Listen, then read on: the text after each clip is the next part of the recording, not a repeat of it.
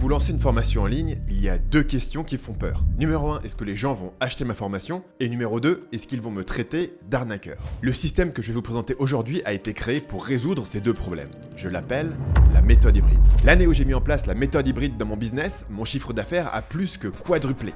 Ce qui m'a fait me sentir assez bête de ne pas avoir pensé à tout ça dès le départ. Dans cette vidéo, je vais vous présenter les 5 étapes de la méthode hybride. Trouver une idée de formation rentable, créer la meilleure formation possible, rendre votre offre irrésistible, fixer le prix parfait et lancer rapidement. Mais avant ça, parlons de la vraie raison pour laquelle vous avez cliqué sur cette vidéo.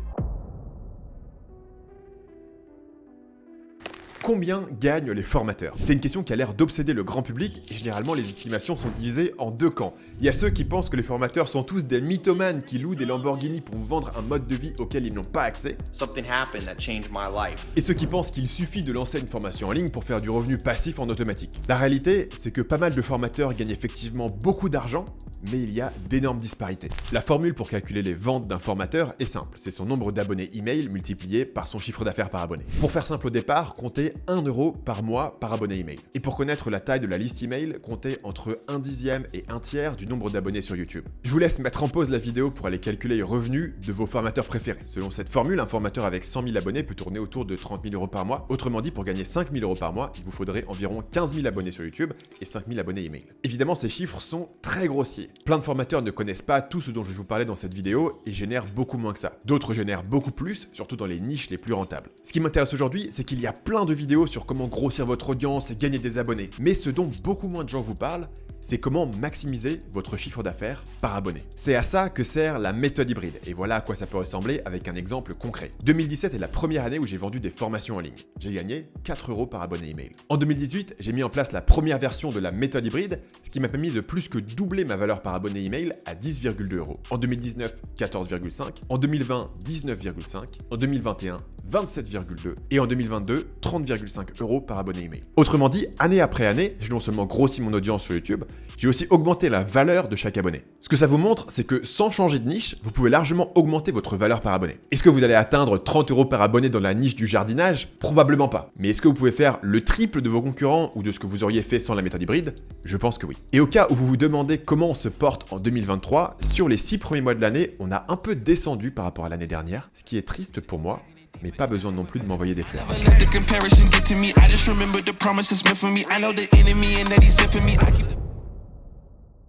Cette vidéo est, je peux pas dire sponsorisée si c'est ma propre boîte, alors on va dire que cette vidéo est soutenue spirituellement par Schoolmaker.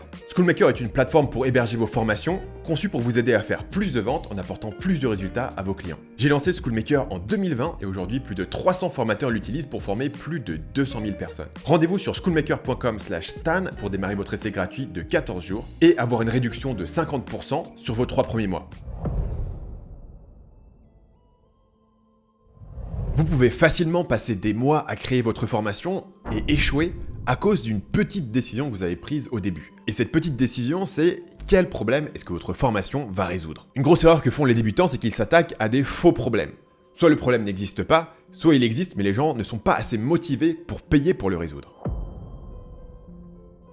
Pour éviter cette erreur, j'ai une solution simple qui est de choisir un problème dur pour douloureux, urgent et reconnu. Le problème que votre formation résout doit être douloureux, c'est-à-dire qu'il doit créer une souffrance quotidienne pour le client. C'est le meilleur moyen de vous assurer qu'il sera prêt à dépenser de l'argent pour le résoudre. Par exemple, je veux être en meilleure santé n'est pas un problème douloureux. C'est une envie assez vague. Alors que si vous dites « j'ai honte de mon corps et je n'ose pas m'habiller comme je veux », ça c'est un problème douloureux. Il y a une souffrance quotidienne. C'est la même chose pour « je veux augmenter mes compétences sociales ». Tout le monde voudrait être plus drôle ou plus charismatique, mais les seules personnes qui vont payer pour ça sont ceux qui en souffrent de manière claire. Par exemple, je suis tellement timide que je n'arrive pas à adresser la parole à une seule femme et je vais mourir célibataire.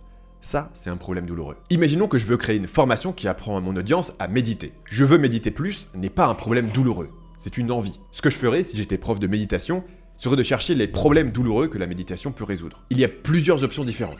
Le problème le plus évident, c'est le stress. Mais vous pourriez aussi avoir une formation de méditation qui vous aide avec la dépression ou le burn-out ou même l'anxiété sociale. Vous pourriez même aller plus loin avec une formation de méditation qui vous aide à être plus productif ou à être plus patient avec vos enfants, etc. La leçon globale, c'est que la méditation n'est pas un problème.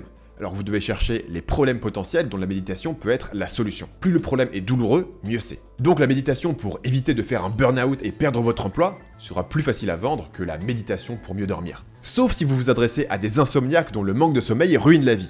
Vous voyez l'idée. Ensuite, le problème doit être urgent. Votre client y est confronté tous les jours et il est pressé de trouver une solution. Là encore, c'est une conséquence de la nature humaine. Si les gens peuvent ignorer leurs problèmes et repousser la solution à plus tard, ils vont le faire. Par exemple, un client de 25 ans ne va pas penser que diminuer le risque de maladie d'Alzheimer est un problème urgent.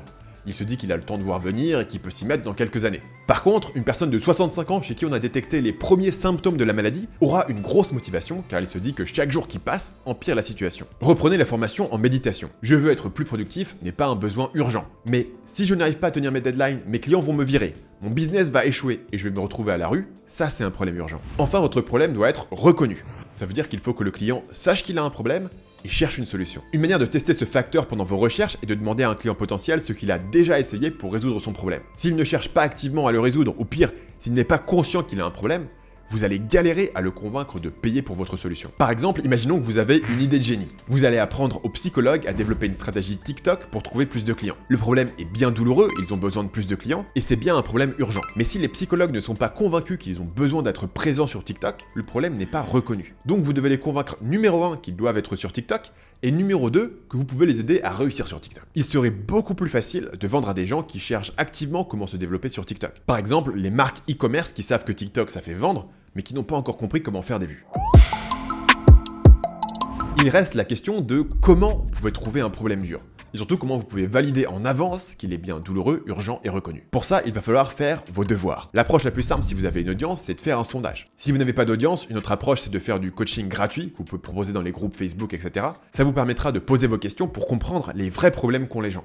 Et si vous avez choisi un mauvais problème, vous serez surpris d'à quel point c'est difficile de convaincre les gens de prendre un coaching gratuit. Mais même si vous faites un sondage ou si vous parlez à vos clients cibles comme un bon petit lean startupper, ça ne suffit pas à valider votre idée, parce qu'il est très facile de vous auto-convaincre que l'idée est bonne quand les gens en face ne sont que vaguement intéressés. L'auteur Rob Fitzpatrick a créé une méthode pour éviter ça, qu'il appelle le mom test. On dit qu'il ne faut pas demander à votre mère si votre idée de business est bonne. C'est juste, mais ça passe à côté du point essentiel. Vous ne devriez jamais demander à qui que ce soit si votre idée de business est bonne. Du moins, pas directement. Votre mère vous mentira, parce qu'elle vous aime. Mais la question de base est mauvaise et incite tout le monde à vous mentir au moins un peu. Ce n'est pas aux autres de nous montrer la vérité. C'est à nous de la trouver. On y arrive en posant de bonnes questions. Donc si vous allez voir quelqu'un et vous lui demandez s'il voudrait être moins stressé, ou s'il voudrait avoir plus d'amis, ou s'il voudrait gagner plus d'argent, il va vous dire oui sur tous les plans. Mais ça ne veut pas dire qu'il achèterait votre produit. Il faut donc trouver de meilleures questions, des questions qui forceraient même votre mère à vous dire la vérité. La pire erreur à éviter est de demander aux gens si votre formation est une bonne idée. C'est trop abstrait. À la place, il faut poser des questions sur leurs habitudes et leur psychologie actuelle. Pour ça, vous allez utiliser des questions ouvertes qui permettent à votre audience de s'exprimer dans leurs propres mots. Je vais vous donner les 3 questions que j'ajoute dans tous mes sondages et qui me permettent de faire des offres qui cartonnent à tous les coups. La première question est celle de la baguette magique. Si vous aviez une baguette magique qui pouvait instantanément résoudre tous vos problèmes dans votre domaine, à quoi ressemblerait votre vie? Cette question sert à comprendre quel objectif final les gens ont envie d'accomplir. Et surtout, quels mots ils utilisent pour en parler. Par exemple, si je veux faire une formation sur la méditation, ça fait une grosse différence si les gens disent « je n'aurai plus de stress au quotidien » ou s'ils disent « je vais ouvrir mes chakras et monter au 5e plan céleste ». La deuxième question est « quel est votre principal blocage qui vous empêche d'accomplir ce résultat ?» C'est ici que les gens vont vous dire quel est le problème dur qui les préoccupe au quotidien. Par exemple, si les gens me disent « je n'arrive pas à tenir une routine de méditation », je le fais pendant 1 ou 2 semaines et puis j'arrête, ça me permet de comprendre comment positionner ma formation. La troisième question est qu'est-ce que vous avez déjà essayé pour résoudre votre problème? Cette question vous permet de vérifier que votre client est bien conscient de son problème et qu'il essaye déjà de le résoudre, donc que votre problème est bien reconnu. Si les gens me disent qu'ils ont fait des stages de yoga, qu'ils ont été voir des médecins spécialisés, qu'ils ont fait un arrêt de travail pour essayer de résoudre leur stress, ça me montre que c'est un problème vraiment douloureux et reconnu. Inversement, s'ils n'ont rien fait pour résoudre leur problème, ils ont peu de chances de commencer avec ma formation. Ces 3 questions sont la base. Vous pouvez les poser dans un sondage ou à l'oral et elles vous donnent tout ce dont vous avez besoin pour identifier le problème dur. Vous pouvez bien sûr ajouter plus de questions, mais ça peut être risqué parce que chaque question supplémentaire va faire diminuer votre taux de réponse sur un sondage. Une fois que vous êtes sûr que votre idée résout un vrai problème, vous pouvez passer à la création de votre formation. Commençons par les erreurs à éviter.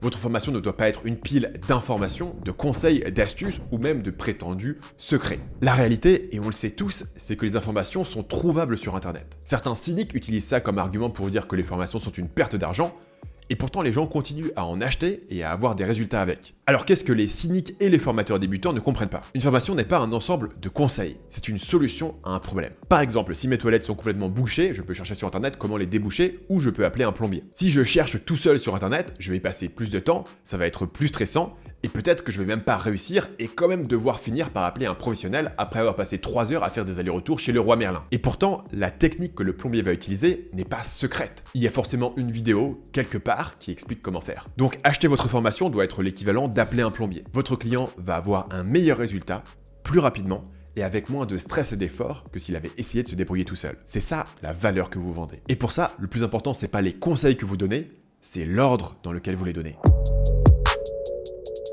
Combien de temps va se passer entre le moment où votre client achète votre produit et le moment où il sent qu'il fait des progrès concrets vers son objectif? Je ne parle pas de progrès au sens de « j'ai regardé des vidéos et j'ai appris des choses », mais au sens de « j'ai mis en place une action concrète qui m'a fait avancer, ne serait-ce que de 1% vers la résolution de mon problème ». Cette durée entre l'achat et le premier passage à l'action est ce que j'appelle le délai de valeur. Votre mission est de le raccourcir au maximum. C'est une erreur que j'ai faite quand j'étais débutant. Ma première vraie formation sur Marketing Mania, c'était Copywriting Mania. J'avais passé des années à étudier le copywriter comme un malade mental, j'avais créé des pages de vente avec des résultats démentiels sur le marché de la séduction, et j'avais la passion de partager mon savoir. La recette parfaite pour une formation de qualité, pas vrai? Faux. Ma formation enchaînait les méthodes de persuasion et les techniques avancées de copywriting, mais les gens ne savaient pas à quel moment commencer à rédiger leur page de vente. Du coup, ils regardaient toute la formation d'un coup, et à la fin, ils avaient tellement d'infos dans leur cerveau que leur tête était prête à exploser, et ils ne savaient pas par où commencer. J'ai vite compris que j'avais fait une énorme erreur de pédagogie. Je donnais toutes les bonnes informations, mais il fallait regarder au moins 10 heures de formation avant de pouvoir commencer à passer à l'action. Alors j'ai fait le choix extrême de complètement refaire ma formation en partant de zéro. Cette fois-ci, je donne un changement concret à faire sur votre site web dès la première vidéo du premier module. Est-ce que ce conseil va changer vos résultats?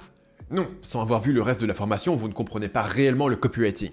Mais c'est une première pépite de valeur qui renforce votre décision de m'avoir fait confiance. J'appelle ça la technique James Bond. Si vous allez voir un film James Bond, vous allez remarquer qu'il commence toujours par une scène d'action qui n'a essentiellement rien à voir avec la suite de l'histoire. Cette scène d'action sert à raccourcir le délai de valeur. Vous avez payé votre ticket pour voir des poursuites et de la bagarre, donc on vous en donne une bonne dose directement. C'est seulement après avoir prouvé que le film va remplir la promesse de la bande-annonce que le réalisateur va prendre le temps de vous expliquer l'intrigue, qui est le méchant et quelle est la mission de Bond. L'équivalent de commencer un film James Bond par un briefing dans un bureau, c'est de commencer votre formation par une vidéo de 30 minutes qui explique au client quand il va recevoir la formation, comment se connecter, le déroulement des prochains jours, etc. Bref, la logistique de la formation. Oui, la logistique est essentielle, mais ce n'est pas pour ça que les gens vont acheter votre formation. Si votre première vidéo ne contient que de la logistique, votre client commence avec une mauvaise impression, même si vous avez de grosses explosions dans le dernier tiers du film. L'autre erreur classique est de commencer votre formation par ce que vous pensez être le début. Je m'explique. Vous pensez sûrement qu'avant d'agir, il faut avoir une quantité d'informations en tête. Par exemple, avant de lancer sa chaîne YouTube, il faut savoir ce que c'est que le taux de clic, le temps de visionnage et comment marche le YouTube Studio. Mais si je commence ma formation avec un tour du YouTube Studio, mes clients sont submergés d'informations, prennent des notes sans rien faire et peuvent très vite se décourager. L'auteur Rob Fitzpatrick explique que ce n'est pas parce qu'une information est importante que vous devez la donner le plus vite possible. La manière la plus courante de ruiner l'expérience de lecture est de passer trop de temps sur la théorie fondamentale avant d'aborder les parties qui intéressent réellement les gens. Faire ça est assez naturel en tant qu'auteur. Commençons par mettre la théorie en place. Mais c'est barbant pour les lecteurs. Prenons l'exemple de l'apprentissage du jeu d'échecs à un enfant. Presque tous les adultes commencent par expliquer toutes les règles, en commençant par les pions, car c'est comme ça qu'un joueur expérimenté réfléchit. Mais du point de vue de l'enfant, il doit passer par beaucoup de théories avant de commencer à s'amuser. Les règles du jeu sont un moyen de créer une valeur future, pas une valeur en soi. Une fois que vous avez compris ça, vous pouvez restructurer votre plan pour apporter de la valeur à chaque étape. Malheureusement, apporter de la valeur est le poncif le plus vague de notre milieu. Alors je vais être plus clair. Vous devez tout faire pour que votre client ait l'impression d'avancer constamment. Dans le cas des enfants qui apprennent les échecs, ça voudrait dire leur apprendre uniquement les mouvements de 2 pièces, par exemple le roi et la tour, et leur faire résoudre un premier problème pour arriver à l'échec et mat.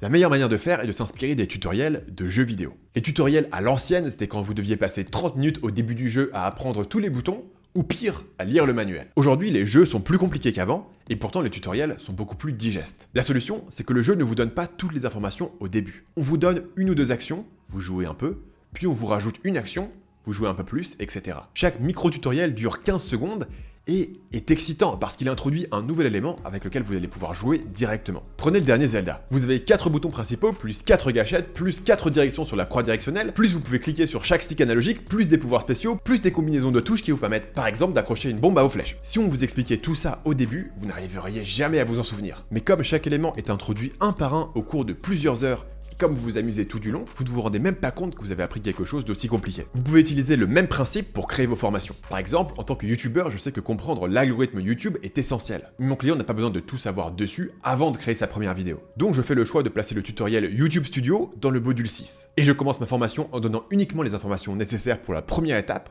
qui est de décider quelle chaîne vous allez créer. Pour créer votre plan, faites la liste des grandes étapes que votre client a besoin d'accomplir pour arriver à un résultat. Ces grandes étapes sont vos modules. Maintenant, faites la liste des informations qu'ils ont absolument besoin de savoir à chaque étape pour avancer. Cette méthode paraît simple, mais elle n'est pas si intuitive que ça.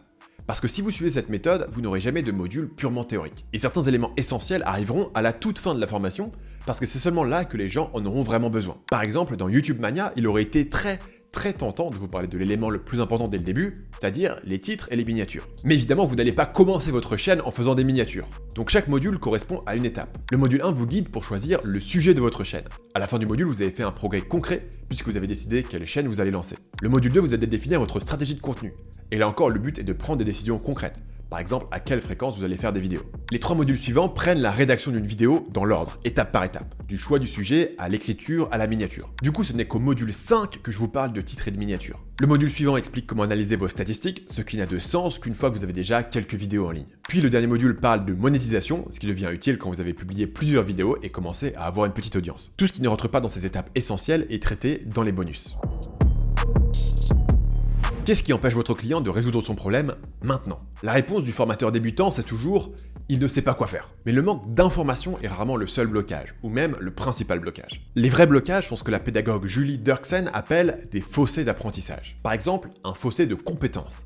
Les gens savent quoi faire, mais ils ne savent pas comment le faire, ou comment le faire bien. Ça peut aussi être un fossé d'habitude. Les gens savent ce qu'ils doivent faire, mais ils n'arrivent pas à le faire de manière régulière. Ou un fossé de motivation, où les gens n'arrivent pas à démarrer. Ou un fossé de peur qui les empêche de passer à l'action. Quand vous créez votre plan de formation, si vous prenez uniquement en compte le fossé d'information, vous allez louper tous les autres fossés qui empêchent votre client d'atteindre son résultat. Du coup, le client va se sentir incompris, il aura l'impression que la formation ne répond pas vraiment à son besoin et il risque de regretter son achat. Dans le cas d'une formation sur la méditation, on peut imaginer qu'un des fossés les plus importants serait le fossé d'habitude. Donc, au lieu de commencer votre premier module en expliquant les méthodes de respiration, les différentes positions, l'histoire et les bienfaits de la méditation, vous pouvez commencer par proposer à vos élèves de fermer les yeux et de rester en silence pendant 1 minute. À la fin de la minute, ils viennent de méditer pour la première fois. Vous pouvez leur proposer de répéter l'exercice avant chaque vidéo de leur formation pour ancrer l'habitude petit à petit. Même chose dans YouTube Mania. Je ne commence pas par un module sur le montage. Le montage est clairement un fossé d'informations et de compétences. Mes clients m'ont dit dans le sondage que c'était un de leurs principaux blocages. Mais apprendre le montage, c'est long et c'est pas très gratifiant. Alors si je commence par ça, je vais abîmer encore plus leur motivation. Et justement, la motivation, c'est un des fossés les plus importants quand on veut se lancer sur YouTube. Donc pour caser le montage de ma formation, j'utilise ce que j'appelle la technique des bonus. Quand un élément fait partie des blocages principaux de mes clients, mais ne va pas nourrir leur motivation, je le sépare de la formation et je le positionne comme un bonus. Ça a 2 avantages. Un avantage pédagogique, qui est que vous ne bloquez pas les gens avec ce gros bloc de contenu et vous pouvez leur dire d'y aller exactement quand ils en ont besoin, en l'occurrence, juste après avoir tourné leur première vidéo. Le deuxième avantage est au niveau marketing. Quand vous positionnez quelque chose comme un bonus, vous pouvez le mettre plus en avant sur votre page de vente qu'un simple module de formation. Ça permet d'appuyer l'argument que vous avez une réponse à ce blocage majeur de votre client. L'autre situation où vous voulez utiliser la technique des bonus, c'est quand vous avez du contenu qui ne va pas intéresser tout le monde, mais qui va être crucial pour certaines personnes. Par exemple, dans YouTube Mania, j'ai un bonus sur comment faire pivoter une chaîne existante qui ne décolle pas. Ça n'intéressera évidemment pas les gens qui lancent leur première chaîne, mais pour ceux qui ont déjà une chaîne, ça leur montre que la formation est aussi pensée pour eux. Une fois que vous avez votre plan solide, vous pouvez créer votre premier module. Au début de chaque module, expliquez très clairement à vos clients où ils en sont et où vous allez les emmener d'ici la fin du module. Ensuite, ma règle pour découper les vidéos au sein d'un module, c'est une vidéo égale une idée. En cas de doute, séparez votre vidéo en 2. J'essaye de garder chaque vidéo en dessous des 20 minutes pour être sûr que les gens ne passent jamais trop de temps à m'écouter parler avant de passer à l'action. Pour le plan de chaque vidéo, vous pouvez suivre cette structure simple qui fonctionne très bien. Étape 1, ordre du jour. Une explication en une slide de ce que le client va apprendre. Étape 2, gérer les attentes. expliquer les prérequis pour regarder la vidéo et anticiper certains problèmes. Par exemple, vous pourriez dire, cette leçon est plus technique que les autres, mais ne vous inquiétez pas, on va tout mettre en place étape par étape. Étape 3, la grande idée. Vous présentez un conseil ou une technique spécifique. Étape 4, le pourquoi. Pourquoi cette idée est importante et pourquoi elle arrive maintenant. Étape 5, le comment. Vous montrez comment faire concrètement avec un tutoriel, une démonstration, une procédure, un plan d'action, etc. Étape 6, les exemples. Vous illustrez avec un ou plusieurs exemples qui correspondent aux différents cas possibles ou aux différents profils de vos élèves. Étape 7, le « et si ». Détaillez les erreurs à éviter et les cas spécifiques. Essayez d'anticiper toutes les questions que votre élève pourrait se poser ou les choses qui pourraient le bloquer. Étape 8, le résultat. Expliquez au client le résultat qu'il aura après avoir mis en place ce qu'il vient d'apprendre. Et étape 9, les étapes. Dites à l'élève les actions concrètes qu'il doit accomplir avant de passer à la suite. Sur le plan technique, je présente généralement mes formations avec un support créé sur Google Slides et j'enregistre mon écran, mon micro et ma caméra. Pour enregistrer votre écran, vous avez OBS qui est gratuit mais un peu complexe. Sinon, vous pouvez utiliser Camtasia sur PC et CleanShot X sur Mac. Faire une bonne formation qui va aider les gens à résoudre leurs problèmes, c'est une chose. Ce qui est beaucoup plus compliqué, c'est de convaincre les gens de vous donner de l'argent pour cette formation. Votre premier obstacle est simple. Les gens ne veulent plus acheter des formations en ligne. Ce que les gens veulent acheter, c'est un résultat. Mais ça, vous le savez, c'est la base du marketing. Ce qui est plus compliqué, c'est de convaincre un prospect sceptique que vous avez la solution à son problème et qu'il va la comprendre, et qu'il va l'appliquer, et qu'il va lui-même obtenir le résultat attendu. Et ça, c'est pas évident. Pour vendre une formation en 2023, il faut une page de vente hypnotique, des témoignages incroyables et un trafic solide. Mais même avec tout ça, vous allez atteindre quoi ? 2 à 5% de taux de conversion ? A priori, tous les prospects qui rentrent dans votre tunnel de vente ont un problème. La solution à ce problème est dans votre produit. Et pourtant, la grande majorité n'achète pas. Pourquoi ? La réponse, c'est qu'ils ne sont pas convaincus que votre formation va résoudre leurs problèmes. C'est même pas forcément qu'ils n'ont pas confiance en vous. Parfois, ils n'ont juste pas confiance en eux-mêmes. Ils se disent « je vais pas être assez motivé pour aller jusqu'au bout de la formation ». Ou alors « je vais probablement pas passer à l'action et donc j'aurais gâché mon argent ». Le résultat, c'est que vous avez des connaissances qui peuvent changer la vie d'une personne. Si il achète, il suit la formation jusqu'au bout et il applique vos conseils. Et le client serait ravi de payer des centaines ou des milliers d'euros pour qu'on lui garantisse ce résultat. Le problème, c'est qu'il ne croit tout simplement pas que votre formation va réellement changer sa vie. Donc il n'achète pas. Et au passage, il n'a jamais l'occasion de découvrir s'il avait tort. Pour rendre votre produit plus crédible, vous pouvez améliorer votre page de vente ou ajouter des témoignages. Mais c'est pas forcément la méthode la plus efficace. Par exemple, imaginez une marque de téléphone avec un super produit, sauf que leur téléphone arrive en pièces détachées. Il faut les assembler vous-même, faire les soudures, etc. Si cette marque voulait augmenter ses ventes, est-ce que vous leur conseillerez, numéro 1, de faire une grosse campagne marketing pour expliquer « c'est pas si dur d'assembler votre propre téléphone, avec un tutoriel, tout le monde peut y arriver ». Ou numéro 2, est-ce que vous leur diriez de juste vendre leur fichu téléphone en une pièce ? La bonne solution est évidemment l'option numéro 2. La grande majorité des gens ne veulent pas un produit en pièces détachées. Et il est beaucoup plus facile de modifier le produit pour se conformer aux attentes du marché, plutôt que d'essayer de modifier les attentes du marché. Le même principe s'applique aux formations en ligne. L'expérience rêvée de la majorité des gens, c'est d'être pris par la main et qu'on leur dise exactement quoi faire à chaque instant. Mais il y a 2 problèmes avec ça.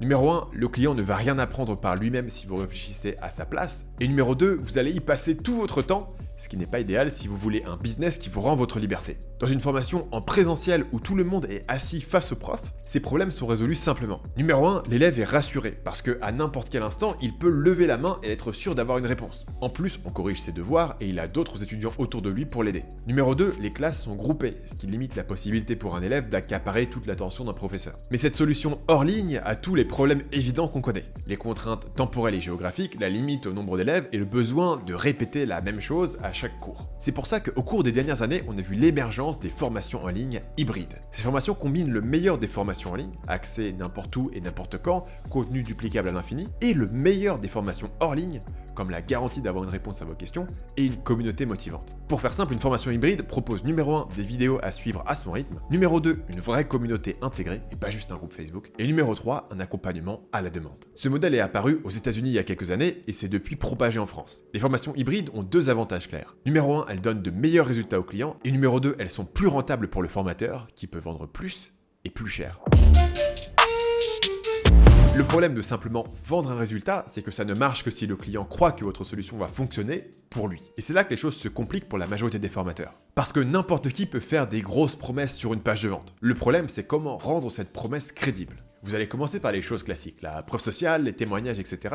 Citez des études scientifiques et autres arguments d'autorité, racontez votre histoire pour argumenter que si ça marche pour moi, ça marchera aussi pour vous. Tout ça sont des éléments indispensables. Mais au moment d'entrer les détails de sa carte bleue, le client va se poser une question simple.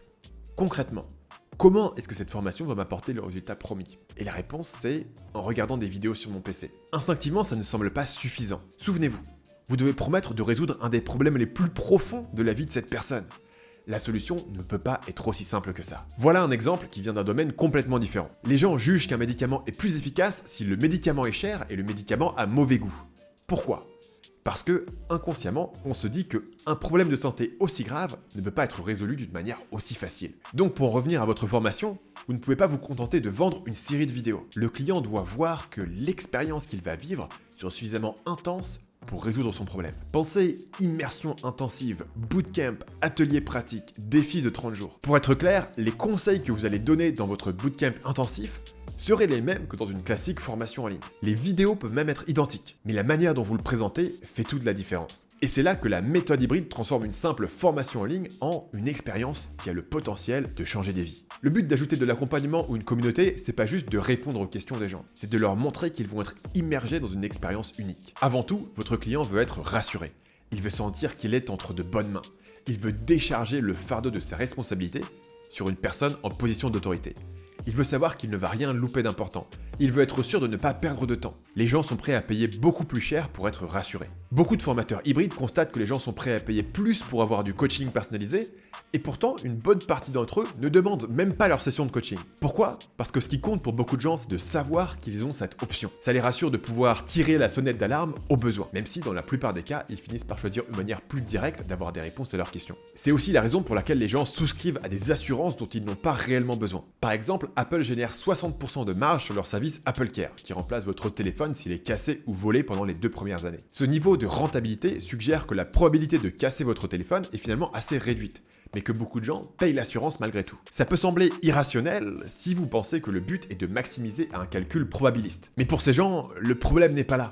Ils veulent pouvoir vivre leur vie l'esprit léger. Et rien que pour ça, l'assurance vaut largement son prix, même s'ils finissent par ne jamais l'utiliser. En storytelling, il y a une loi fondamentale.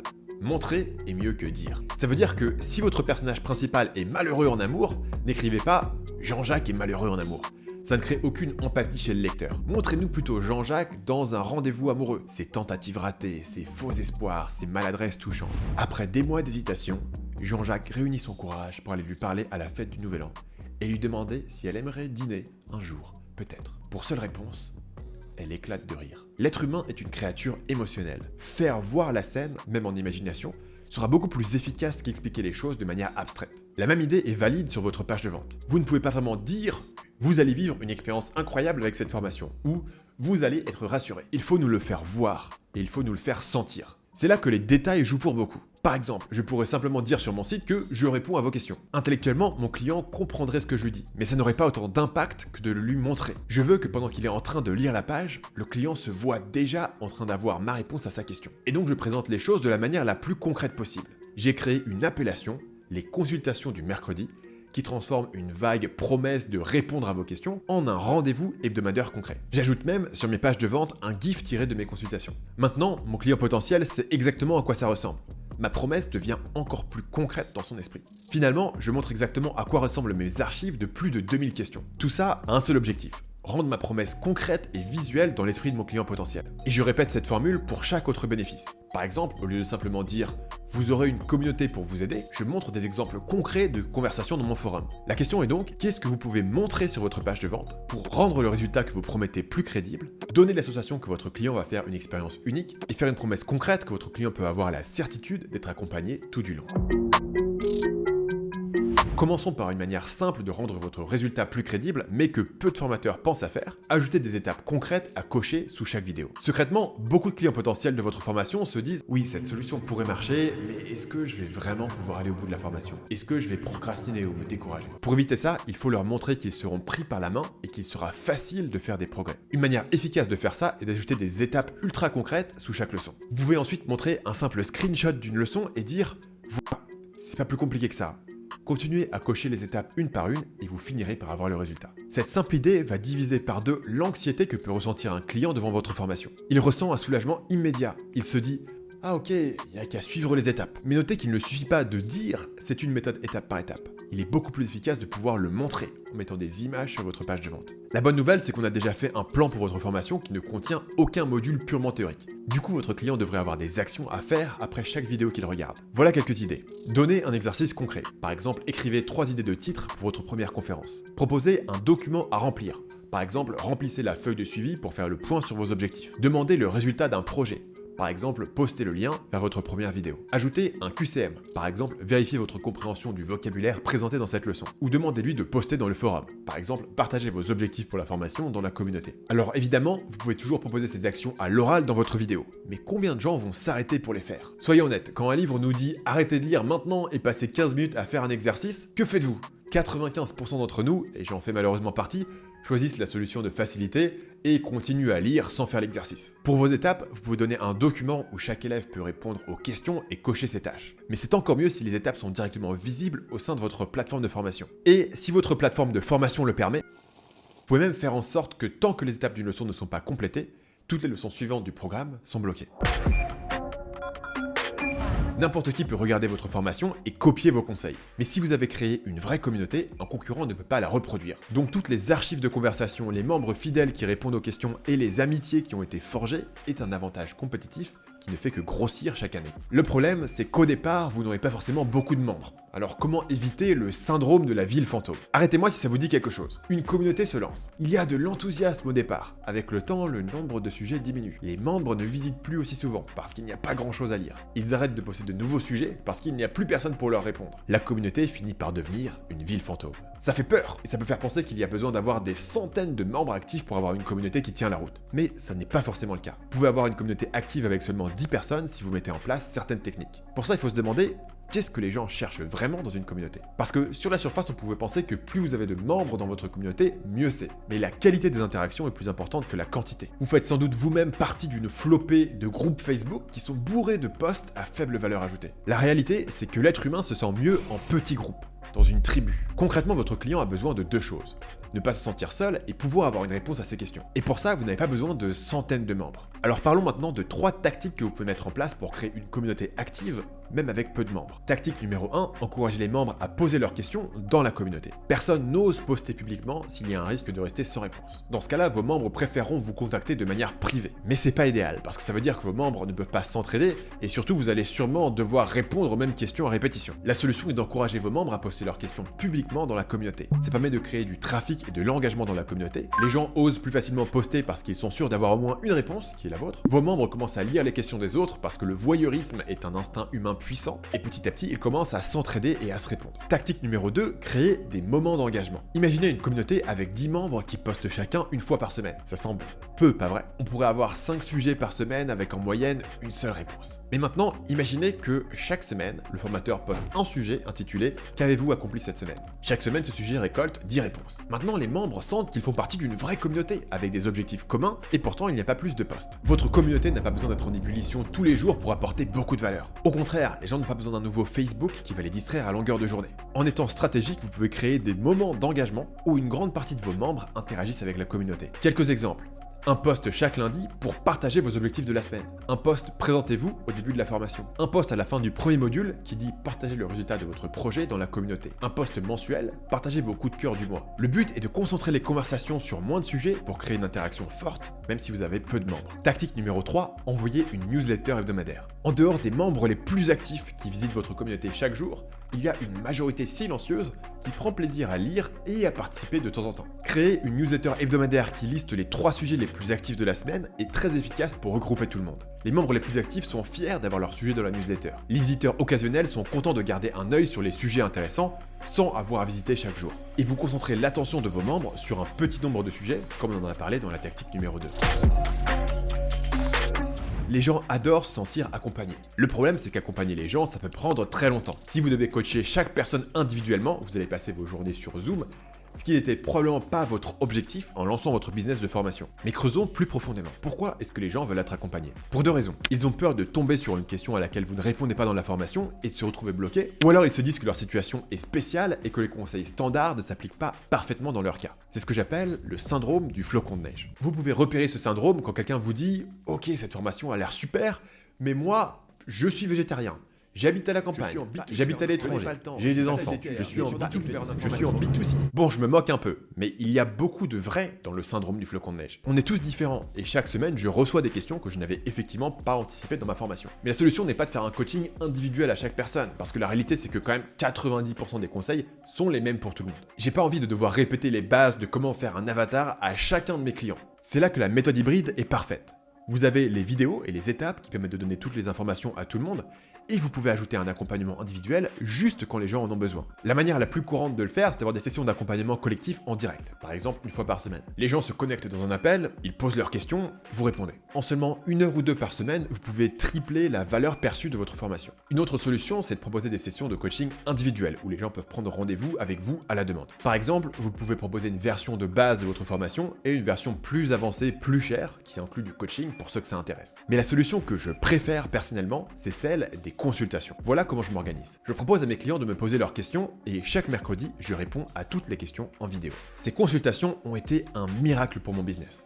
Elles me permettent de promettre à chaque nouveau client que je vais personnellement répondre à toutes ces questions en vidéo, même en faisant des centaines de ventes par mois. Il serait simplement impossible de faire la même promesse si mes clients pouvaient simplement m'envoyer un email quand ils le souhaitent. Avant de lancer les consultations, je proposais aux gens de m'envoyer leurs questions par email et j'étais constamment débordé, alors qu'à l'époque je devais avoir 5 fois moins de clients. La magie des consultations est sextuple, rien que ça. Répondre en vidéo est environ 3 fois plus rapide que taper la réponse à un email. Les gens adorent avoir une réponse vidéo et la valorisent plus qu'un texte alors que ça me prend moins de temps. J'enregistre toutes les réponses d'un coup en environ 2 heures chaque mercredi après-midi, donc je ne suis jamais interrompu sur le reste de la semaine. Je ne suis pas en direct, donc si je suis en déplacement ou je suis malade ou juste occupé avec autre chose, je peux sans problème répondre aux questions le jour suivant. Comme les gens n'ont qu'une occasion par semaine de me poser leurs questions, ils ont tendance à réfléchir sérieusement à ce qu'ils vont me demander.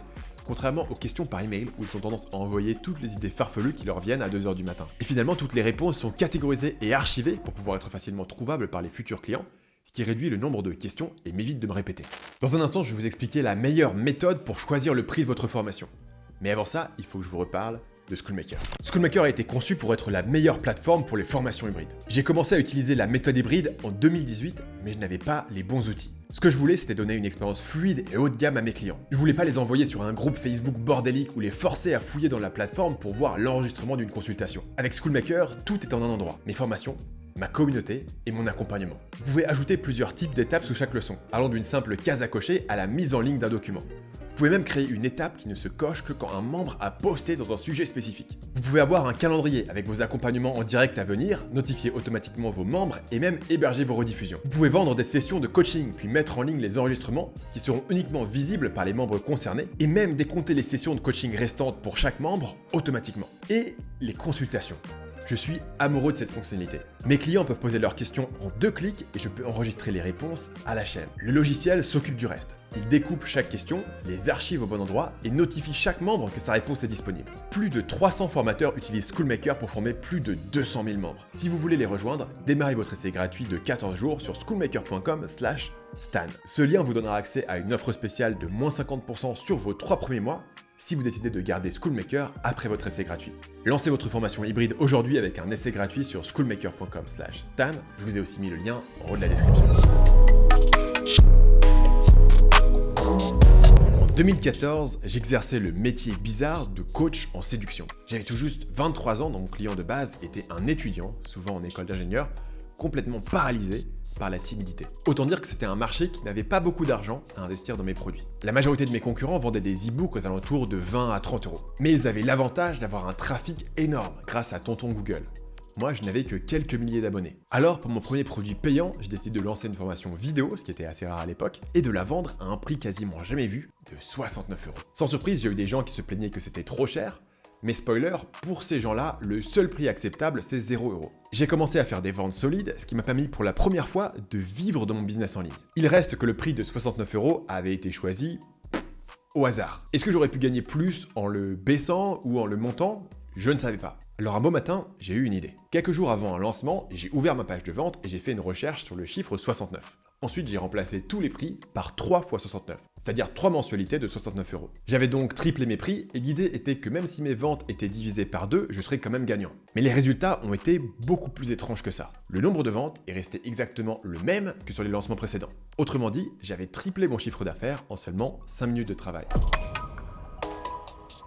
Mon résultat peut sembler choquant, mais il y a une explication parfaitement logique. Imaginez qu'il y a deux types de personnes dans mon audience. Le type A est un jeune homme désespéré de trouver une solution à ses problèmes amoureux. Il est convaincu que mon produit peut l'aider et va changer sa vie. Il achètera à 69 €, mais aussi à 3 fois 69. Pour lui, c'est une aubaine.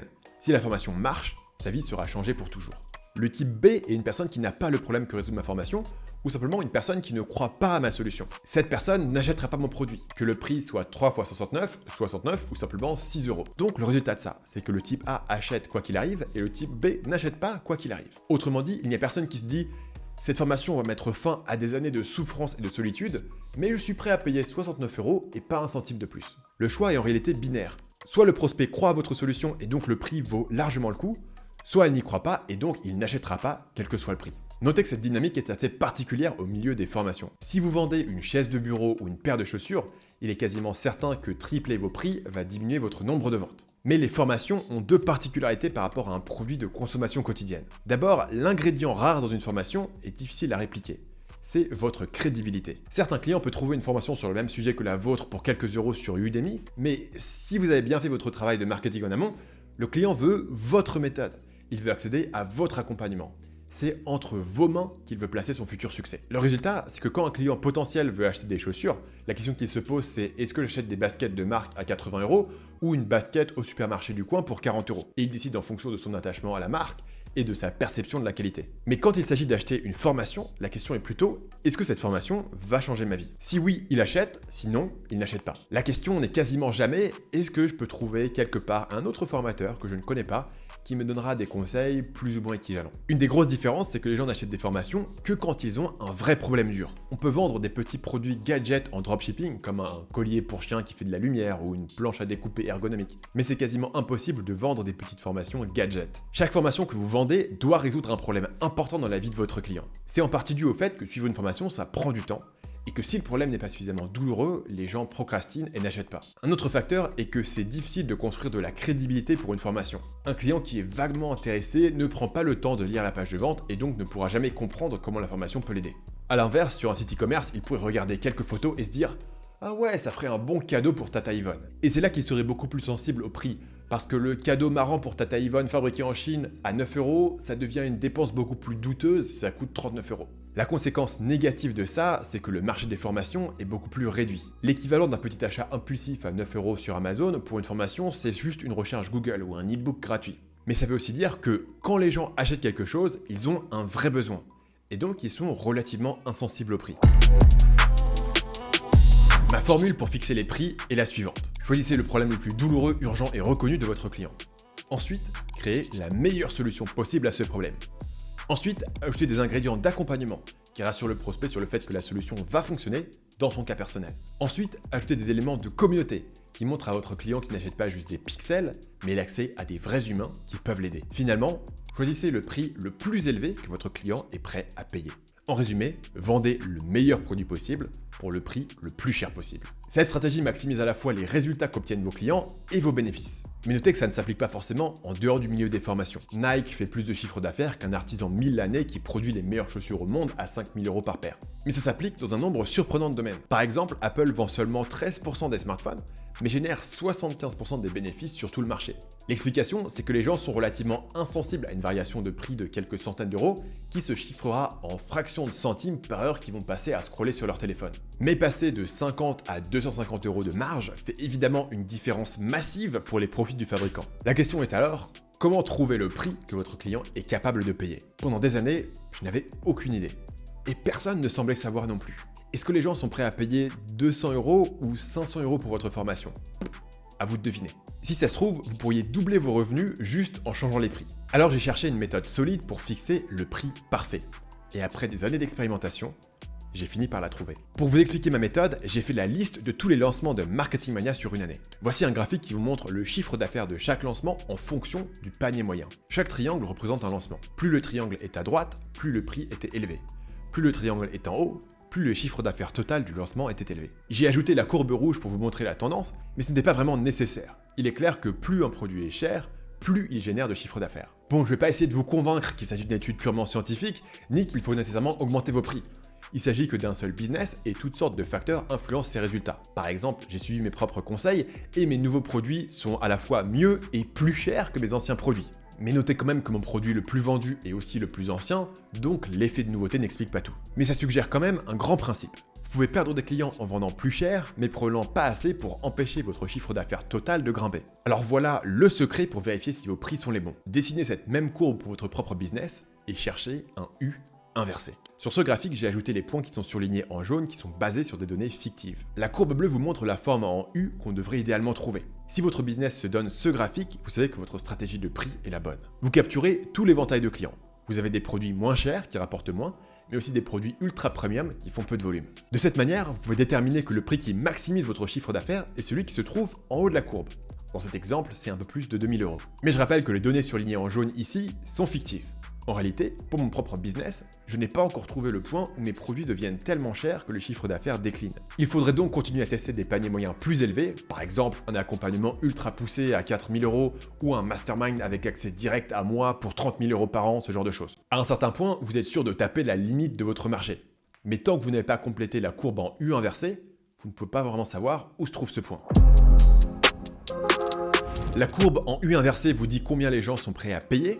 Mais comment faire si vous n'avez qu'un seul produit à vendre? Bonne nouvelle, vous pouvez quand même utiliser cette méthode. Voici un exemple concret qui vient de ma formation Le Déclic, qui enseigne comment construire votre liste email de 0 à 1000 abonnés pour faire un premier lancement de produit. La formation a été lancée à un tarif initial de 500 €, mais j'ai ensuite ajouté d'autres options sur la page. En plus de la version de base à 500 € qui est choisie par 40,32% des clients, on a le pack qui contient aussi ma formation sur la productivité à 700 €. Ce pack est choisi par 29,03% des clients. On a aussi une version freelance à 1000 € qui est choisie par 24,19% des clients. Et on a un upsell sur mon gros programme Le Système à 2000 € choisi par 5,45% des clients. Au total, mon panier moyen a grimpé à 885 € sur ce produit. Donc mon chiffre d'affaires sur Le Déclic a grimpé de 67%, juste en ajoutant des options supplémentaires sur la page de vente. Autant vous dire que j'aurais eu bien du mal à augmenter mon trafic ou mon taux de conversion de 67% en faisant aussi peu d'efforts. C'est un résultat que vous pouvez accomplir de différentes manières. Vendre plusieurs packs sur votre page de vente comme je le fais, ou alors ajouter un order bump, c'est-à-dire une case à cocher pour ajouter un produit supplémentaire au moment de passer la commande, ou alors ajouter un upsell, c'est-à-dire un produit supplémentaire à ajouter au panier après l'achat initial, ou encore avoir un abonnement, comme par exemple des mises à jour ou un Ces techniques se combinent parfaitement bien. Mais selon mon expérience, beaucoup de formateurs ajoutent un order bump ou un upsell à leur programme, mais sans trop réfléchir à la cohérence globale. L'avantage de la technique des packs, c'est que vous pouvez faire un argument cohérent sur votre page de vente, qu'il faut acheter plus que la formation de base. Résultat, 60% de mes clients décident que c'est dans leur meilleur intérêt de payer plus cher que le tarif de base. Et 30% d'entre eux choisissent de payer entre le double et le quadruple. J'ai rarement vu un upsell avec un taux d'acceptation de 60%. Ce qui fait penser que la technique des packs est encore plus efficace. Et pourtant, peu de formateurs l'utilisent correctement. Le but de la méthode de la courbe en U inversé dont je vous parlais tout à l'heure était de trouver le prix à partir duquel vous devenez trop cher et votre chiffre d'affaires commence à décliner. C'était la partie jaune de cette courbe. Sur le graphique que je vous ai montré tout à l'heure, je listais les différents produits de mon business et leurs chiffres d'affaires respectifs. Mais vous pouvez faire exactement la même analyse avec les différents packs au sein d'un même produit. Ici, les tarifs représentent le chiffre d'affaires de chaque pack par rapport à son tarif dans l'exemple du déclic. On observe quelque chose qui ressemble plus à notre U inversé. Le chiffre d'affaires grossit significativement entre le pack à 500 et le pack à 700 €, ce qui nous indique que le pack à 500 € paraît probablement peu cher pour ce produit aux yeux du client. Ensuite, le chiffre d'affaires augmente encore un peu plus sur le pack à 1000 €, puis il descend significativement sur les packs à 2000 € et plus. Selon cette analyse, le tarif idéal pour ce produit est quelque part entre 1000 et 2000 €. Si je voulais continuer à optimiser les résultats, je pourrais tester par exemple une offre à 1500 €. Dans ce cas, ce que je ferais, ce serait aussi éliminer l'offre la moins chère pour éviter d'avoir trop d'options sur la page. Je verrai ensuite si l'offre à 1500 € performe mieux ou moins bien que l'offre à 1000 €, et ça m'indiquerait quel est le vrai sommet de la courbe. Remarquez que rien de tout ça ne serait visible si je me contentais de vendre un seul pack à 500 €. Je ne pourrais pas savoir si mon prix était trop élevé ou trop faible, et il serait possible de vendre ce produit pendant des années sans jamais me rendre compte qu'une amélioration de 67% des ventes était possible. Alors première question, combien de packs proposer? Le chiffre magique, c'est 3. En dessous, vous perdez les effets de contraste psychologiques et vous ne pouvez pas dessiner une courbe en U. Au-delà, les clients sont confus et ne savent pas quoi choisir. Commencez par choisir le prix du milieu. Si vous avez visé juste, c'est celui que la majorité des gens vont choisir et qui générera le plus de chiffre d'affaires. Ajoutez maintenant un prix légèrement plus faible, de l'ordre de 20 à 30% moins cher, pour une version clairement inférieure de votre produit. Cette option la moins chère a deux objectifs. Par comparaison, le prix du milieu apparaît beaucoup plus attractif car il est à peine plus cher pour apporter beaucoup plus de valeur. Ensuite, si beaucoup de gens choisissent cette option, ça indique que votre prix de base est trop cher. Finalement, ajoutez un tarif premium qui peut aller du double au triple du tarif du milieu. Cette option a trois fonctions. Elle crée un effet d'ancrage qui donne à votre option du milieu l'air d'être bon marché. Ensuite, les clients qui ont le plus de besoins ou le plus de budget vont la choisir, ce qui augmentera largement votre panier moyen. Et finalement, si beaucoup de gens la choisissent, ça vous indique que votre prix de base est trop bas. Alors supposons que vous vendez maintenant 3 packs. Voilà comment analyser vos résultats. Dessinez une nouvelle fois le graphique qui compare le prix de chaque pack avec son chiffre d'affaires. Si votre courbe ressemble à ça, votre pack le plus rentable c'est l'option du milieu et ça veut dire que vous avez visé juste sur votre prix. Si votre courbe ressemble à ça, votre prix est trop bas. C'est la situation dans laquelle je me trouve avec certains de mes produits et avec mon business en général. Je devrais donc continuer à tester des packs plus chers sur les produits concernés. Si votre courbe ressemble à ça, vos prix sont peut-être trop élevés. Pour le confirmer, vous pouvez ajuster en faisant de l'option la plus vendue l'option du milieu et en ajoutant une option légèrement moins chère. Notez quand même que cette courbe n'est pas forcément problématique. Si votre option de base est la plus populaire, vous aurez quand même un gros boost de chiffre d'affaires grâce aux clients qui choisissent les packs les plus chers. Finalement, si votre courbe ressemble à ça, c'est que vous avez un problème avec l'offre du milieu. Elle est sans doute pas assez différenciée de l'offre inférieure. Essayez de rajouter un maximum de valeur à l'offre du milieu qui devrait devenir le choix évident pour vos clients. Si ça ne fonctionne pas, éliminez cette offre et ajoutez une offre encore plus chère à droite du graphique. Au passage, on a résolu un débat qui fait rage depuis des années. Faut-il faire un gros produit ou plein de petits produits? La réponse, c'est que vous pouvez faire les deux. Imaginez votre offre la plus complète et la plus chère. C'est votre méga pack. Maintenant, découpez-la en sous-parties.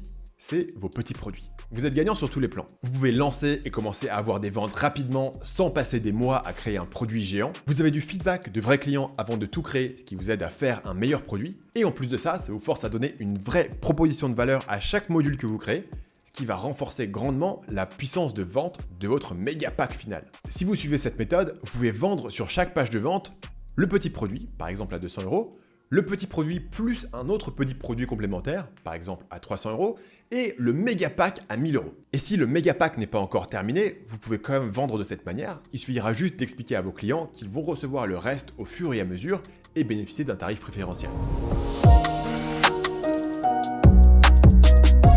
Voilà à quoi ressemble le pire cauchemar de tous les formateurs. Vous passez des mois à créer un produit. Vous savez que votre audience est plus ou moins intéressée parce que vous avez créé un sondage auparavant. Mais au moment du lancement, votre produit fait un bide total. Vous venez de perdre des mois de travail et de stress et vous devez trouver une nouvelle solution pour générer des revenus. La solution, c'est de faire ce que j'appelle un lancement inversé. Un lancement inversé, c'est le fait de lancer votre formation avant qu'elle soit terminée pour confirmer que ça vaut bien le coup pour vous de créer le reste. La plupart des formateurs débutants font les choses dans cet ordre. Ils commencent par créer une formation, puis ils font un lancement, puis ils se rendent compte que personne n'achète leur produit, donc ils paniquent et ils essayent de construire une audience. C'est un ordre qui paraît intuitif, mais qui est une recette à désastre, parce que vous risquez de perdre un temps fou à créer une formation qui n'intéresse personne. Le lancement inversé vous demande de faire les choses dans l'ordre inverse justement. Vous commencez par construire une audience avant même de décider quel produit vous allez créer. Quand vous avez une idée, vous faites un lancement pour votre formation avant de l'avoir terminée. Puis, si vous avez fait assez de ventes, vous créez la formation. Comme ça, il vous suffit d'avoir le plan de votre formation et idéalement le premier module pour commencer à vendre. Vous saurez si votre produit va marcher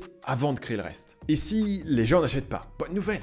Vous venez éviter de perdre des semaines ou des mois sur un produit qui n'allait de toute manière pas marcher. Vous pouvez rembourser les quelques ventes que vous avez faites et chercher une autre idée de formation. Le lancement inversé vous aide aussi à créer une meilleure formation parce que vous aurez le feedback de vos premiers clients au fur et à mesure que vous créez votre formation. C'est comme ça que j'ai lancé mes 3 premiers produits et encore aujourd'hui, je fais régulièrement des lancements inversés pour m'assurer que je vais pas passer des semaines à créer quelque chose qui n'intéresse personne. Par exemple, fin 2019, j'ai eu l'idée de proposer un atelier de copywriting en présentiel. Le problème, c'est que j'étais pas disponible pour l'animer, donc ça allait être présenté par un coach de mon équipe. Mais il s'avère que les gens voulaient vraiment que ce soit moi. Résultat, c'était une catastrophe. On voulait vendre peut-être 20 tickets à 3000 €, on a vendu 5. Mais c'était pas grave, parce qu'on avait en tout passé que quelques heures sur une page de vente, on n'avait pas créé le contenu de l'atelier et on n'avait surtout pas payé pour un lieu. On a donc juste annulé l'événement, on a proposé aux quelques personnes qui avaient acheté le choix entre un remboursement et une série de coaching. En parlant de copywriting, c'est à ce moment-là dans la vidéo que j'avais prévu de vous faire tout un programme sur comment lancer votre produit, quoi écrire sur la page de vente, quels emails envoyer, etc. Mais vu que je suis déjà à quasiment 50 minutes juste sur la création de la formation, je vais garder ça de côté pour une autre vidéo. Si ça vous intéresse, mettez-moi le mot copywriting en commentaire, et si j'ai au moins 500 demandes, je verrai pour faire un autre guide en profondeur sur le copywriting. D'ici là, c'est l'heure de la casquette, alors allez démarrer votre essai gratuit sur Schoolmaker. En une seule plateforme, vous avez les étapes, la communauté, les consultations et le coaching. Schoolmaker vous permet de donner plus de résultats à vos clients, ce qui est la clé pour faire plus de ventes. Rendez-vous sur schoolmaker.com/stan ou cliquez sur le lien en haut de la description pour démarrer votre essai gratuit de 14 jours avec 50% de réduction sur vos 3 premiers mois.